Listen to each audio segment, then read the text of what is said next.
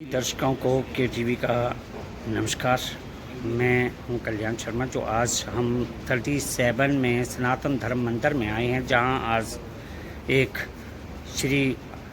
सप्ताह रखा जा रहा है। सप्ताह का जो पाठ है वो रखा जा रहा है। आज हम आइए पंडित जी से बात करते हैं और साथ में ये पुस्तक का विमोचन कर रहे हैं, जो है भविष्य मलिका पुराण, जो कलिक अवतार और धर्म की स्थापना के लिए ये प्रसिद्ध है। इसका सेकंड संस्करण जो है आ चुका है और ये 2 संस्करण हैं। आइए हम पंडित जी से बात करते हैं। नमस्कार पंडित जी। आज जो ये कथा अमृत का आपने जो सबको आज ये श्रवण करवाया है या करवाने जा रहे हैं आज 7 दिन का, तो इसका मेन उद्देश्य और बुक के साथ आपका क्या रिलेटेड है और ये क्या मैसेज देना चाहते हैं? जी देखिए, ये प्रभु जगन्नाथ जी के आशीर्वाद है। आज से भागवत कथा का शुभारंभ है। 7 दिन का सप्ताह श्रवण भागवत कथा यहाँ आज से शुरू होगा, ये जो मंदिर में सनातन मंदिर। और साथ ही साथ भागवत कथा के साथ साथ जगन्नाथ संस्कृति के जो भविष्य मालिका शास्त्र है, पुराण है, उसका भी प्रचार हम करते हैं। और ये पुस्तक है एक ही लौती पुस्तक सारा विश्व में, ऐसा पुस्तक ये हमारा सनातन धर्म का आखिर शास्त्र पुराण हम कहते हैं। और ये पुराण उड़ीसा में जगन्नाथ क्षेत्र में उसका रचना हुआ, जिसका प्रचार कार्य मैं भी करता हूँ। और इस पुस्तक का रचना हिंदी में जगन्नाथ जी के कृपा से हमारी माध्यम से हुआ है। प्रथम खंड और द्वितीय खंड पुस्तक में सारे कल की लीला और कलियुग से सत्ययुग जाने के लिए मानव का जो आवश्यकता, जो अधिकार है, और मानव का अधिकार के लिए और मानव को रक्षा के लिए पुस्तक को मैंने भावार्थ को हिंदी और अंग्रेजी और भारत की हर रीजनल लैंग्वेज में भावार्थ का रचना हुआ है। तो इसी कारण आज कथा में उसका भी प्रचार और भागवत कथा चलेगा।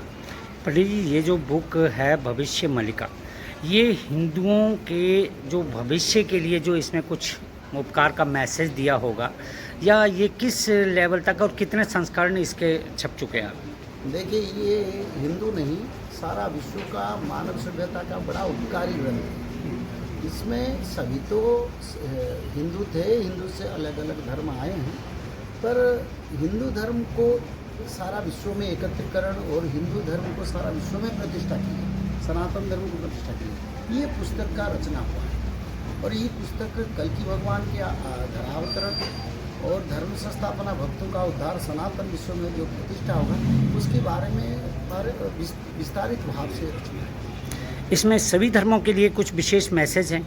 सभी धर्म के लिए मैसेज है। धर्म की कैसे परिवर्तन, कैसे क्या होगा और समय को समझकर क्या करना है, सभी धर्म के लिए मैसेज है।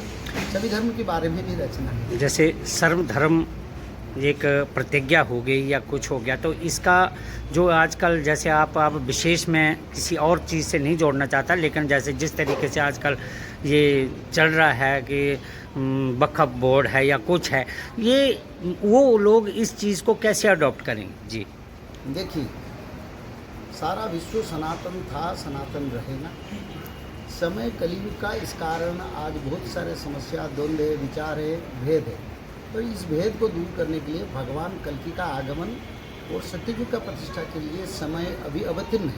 तो इस समय में सभी मानव सभ्यता को सलाह देना चाहता हूँ, समय को इंतजार करो, धर्म को रक्षा करो, सत्य, शांति, दया, क्षमा को आचरण करो और सनातन को फॉलो करो, तुम्हारे के लिए अच्छा और मंगल रहेगा। मोस्टली पंडित जी, मैंने सनातन धर्म मंदिर में देखा है कि श्री राम की मूर्ति होती है, पूजा पाठ होते हैं, जो और चीज़ें सारे सब रखते हैं मूर्तियाँ, लेकिन यहाँ पे सिर्फ जगन्नाथ की मूर्ति है, तो इसका क्या विशेष है? देखिए, जगन्नाथ महाप्रभु जो है वो महाविष्णु है, वो सनातन है। और जितने अवतार आप देखते हैं ना दुनिया में प्रभु का हुआ है और होगा, सब जगन्नाथ महाप्रभु का अंश अवतार है।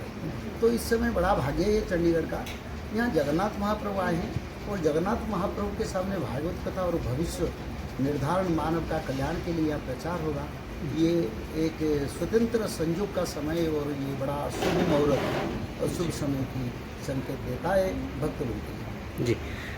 जी पंडित जी नमस्कार। आइए हम मधु बिहारी जी जो वृंदावन से आए हुए हैं, तो ये भी कुछ जो विशेष मैसेज हैं इसके बारे में, कथा अमृत के बारे में, तो क्या देना चाहेंगे सर? जी जय श्री राधे। जय श्री राम। भगवान की बड़ी ही महती कृपा करुणा है कि जिसके जीवन में कथा का समाधान।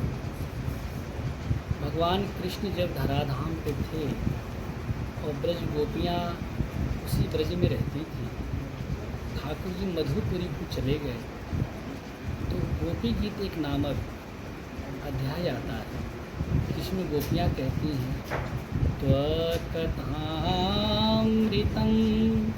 तप्त जीवनम श्रवणमंगलम श्रीमदाततम।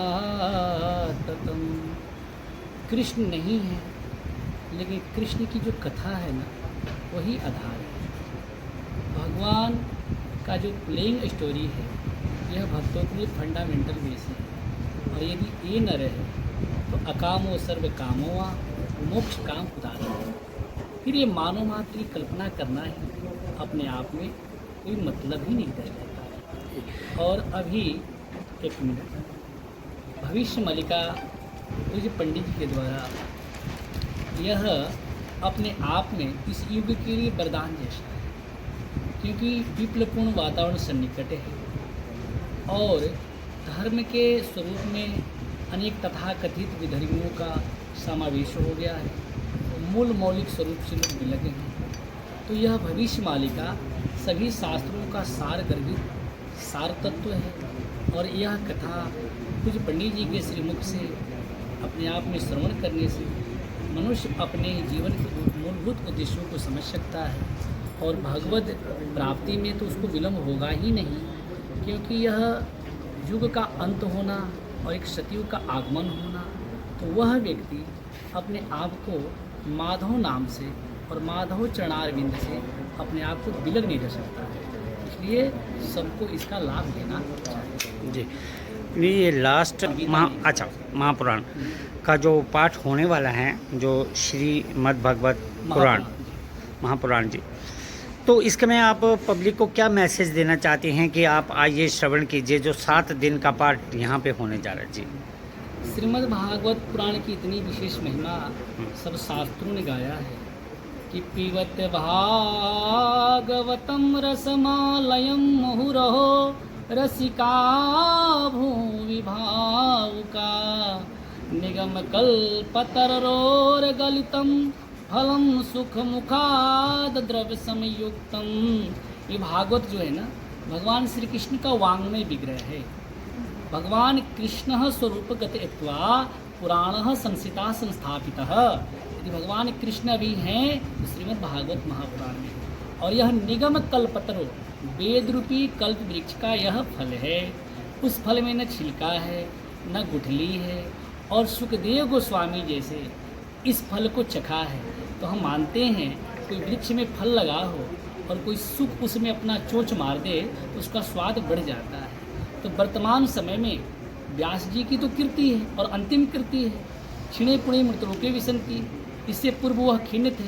तो पूज्य पंडित जी जैसे महापुरुष और भविष्य मालिका और श्रीमद् भागवत महापुराण का सांगोपांग जब हमें श्रवण कराएंगे तो यह सुख स्वरूप आचार्य हैं और भगवत विभूति हैं, तो निश्चित ही आत्मकल्याण होना ही होना है। यह चंडीगढ़ की महती संयोग है, और देहे गेहे जने जने समाज के हर पड़ाव के लिए यहाँ सुविधा है, सहजता है। आएँ, श्रवण करें, अपने जीवन को कृत करें, क्योंकि भागवत में कहा गया है अश्लोकार्धम अश्लोकपादम वास्तुभम शून्यम। आधा श्लोक या पूरा श्लोक सुन लिया जाए तो वह जीव का अधोगति नहीं होता है। यह तो अपने आप में महद संयोग है।